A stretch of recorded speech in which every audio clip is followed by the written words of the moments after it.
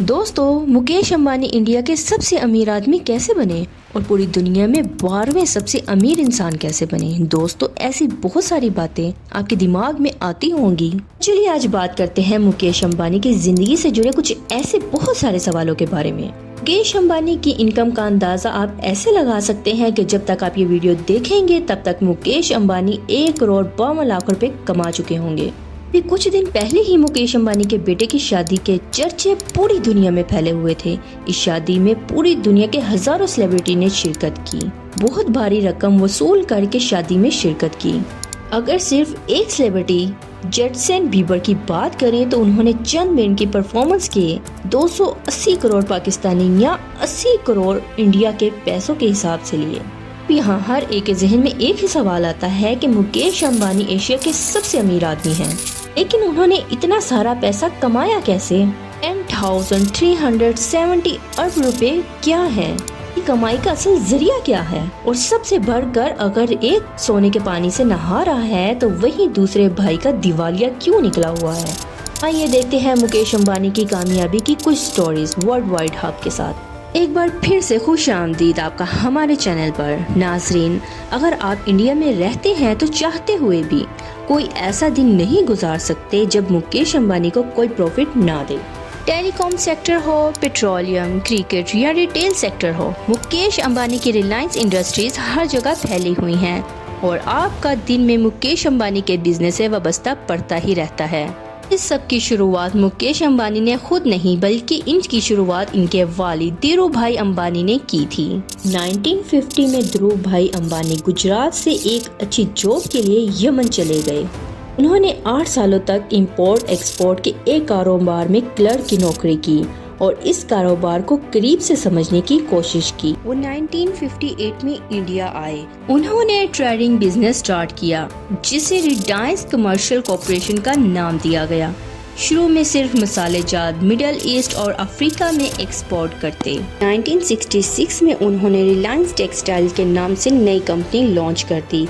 इस वक्त cotton process की बजाय सिंथेटिक्स टेक्सटाइल शुरू करके केमिकल के जरिए कपड़े बनाने शुरू कर दिए, जिससे वो सरकार की पॉलिसी से भी बच गए और कपड़े सस्ते होने की वजह से मार्केट में ज्यादा फेमस हो रहे थे और बड़े बड़े इन्वेस्टर इसमें इन्वेस्ट करने लगे। क्रिकेट वर्ल्ड कप का टाइटल स्पॉन्सर भी रिलायंस के पास ही था। अब एक और चैलेंज पेश आया कि धीरू भाई को टेक्सटाइल इंडस्ट्री चलाने के लिए पेट्रोकेमिकल दूसरी इंडस्ट्री से खरीदने पड़ते थे, इसलिए उन्होंने पेट्रोकेमिकल इंडस्ट्री शुरू कर दी। इसी तरह रिलायंस पेट्रोलियम इंडस्ट्री में भी उन्होंने कदम जमा लिए। 1986 में धीरू भाई बीमार पड़े तो उनके बेटे मुकेश अंबानी, अनिल अंबानी बिजनेस में उनकी हेल्प करने लगे। मगर 2002 में धीरू भाई की मौत के बाद नया डिस्ट्रीब्यूट सामने आया। अपनी मौत से पहले उन्होंने जायदाद की तकसीम के बारे में कुछ नहीं बताया था। इनकी वफात के बाद बोर्ड ऑफ मीटिंग बिठाई गई जिसमें फैसला हुआ कि ज्यादा होल्ड मुकेश अंबानी को दिया जाएगा। यहीं से दोनों भाइयों में नाइतफाकी और झगड़ा शुरू हुआ, लेकिन इनकी मां से ये सब ना देखा गया, इसलिए 2005 में सारा कारोबार दोनों भाइयों में डिवाइड कर दिया गया। Reliance oil, gas, petrochemical and manufacturing Mukesh Ambani के हिस्से में आया और Reliance energy, telecom and capital Anil Ambani को मिले। कारोबार तकसीम होने के बावजूद दोनों भाइयों में मामलात इस हद तक खराब रहे कि मामले कोर्ट तक जा पहुंचे। मुकेश अंबानी ने दिन रात मेहनत करके कारोबार वसी करना शुरू कर दिया। इनके हिस्से में जो जामनगर पेट्रोलियम रिफाइनिंग आई थी, इन्होंने इसकी प्रोडक्शन बढ़ाकर इसमें स्टेट ऑफ द आर्ट से मैन्युफैक्चरिंग फैक्ट्रीज इंस्टॉल करके इसे दुनिया के सबसे बड़ी पेट्रोकेमिकल में तब्दील कर दिया। 2008 में इंडियन प्रीमियर लीग का आगाज हुआ तो अंबानी वहां भी कूद पड़ा और ये टीम IPL की कई सालों तक मोस्ट वैल्यूएबल टीम रही। यहां तक कि कोरोना के दिनों में इस टीम ने रिकॉर्ड प्रॉफिट जनरेट किया। 2016 में मुकेश अंबानी ने टेलीकॉम इंडस्ट्री में कदम रखा। ये कदम इतना भारी था कि टेलीकॉम के दूसरे कॉम्पिटिटर को कुचलने वाला था। जियो के नाम से उन्होंने मोबाइल नेटवर्क लॉन्च किया जिसमें कॉल डाटा को पब्लिक के लिए फ्री कर दिया गया, जिसकी वजह से लोग बाकी नेटवर्क को छोड़ दरादर जियो यूज़ करने लगे क्योंकि यहाँ सब कुछ फ्री मिल रहा था और जल्द ही इसके यूज़र 450 मिलियन हो गए। इस वक्त ये 6G के तौर पर दुनिया की बड़ी कंपनीज के साथ मिलकर काम कर रहा है। जियो के सब कुछ फ्री देने पर बाकी टेलीकॉम कंपनीज ने जियो पर केस कर दिया।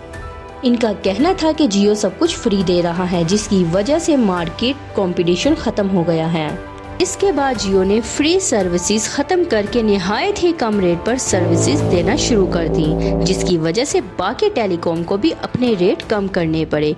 इसीलिए इंडिया में आज इंटरनेट बंडल दुनिया के सस्ते तरीन बंडल में शुमार होते हैं।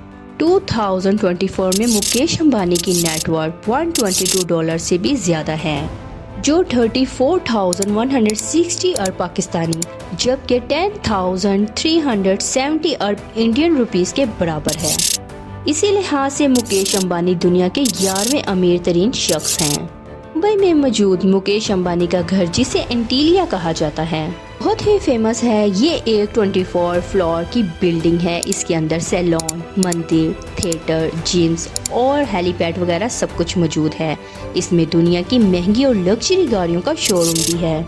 अभी हाल ही में इनके बेटे की शादी पर तकरीबन 5,000 करोड़ रुपए खर्च हुए और ये भी सिर्फ अंदाजा है। जहां एक भाई $122 बिलियन का मालिक है, वहीं पर दूसरे भाई का दिवालिया हो चुका है। एक्सपर्ट्स का मानना है कि अनिल अंबानी एक साथ कई सेक्टर्स में तेजी से आगे बढ़ने की स्ट्रगल अपनाई। दूसरा, अनिल अंबानी का ग्रुप मार्केट में मंजे हुए खिलाड़ियों से टकरा रहा है। मसलन मार्केट में मौजूद वोडाफोन, एयरटेल और जियो से मुकाबला नहीं कर पाई। तीसरा, इनकी टाइमिंग हमेशा गलत साबित हुई और सबसे बढ़कर अनिल अंबानी के ग्रुप ने खुद को डाइवर्ट नहीं किया।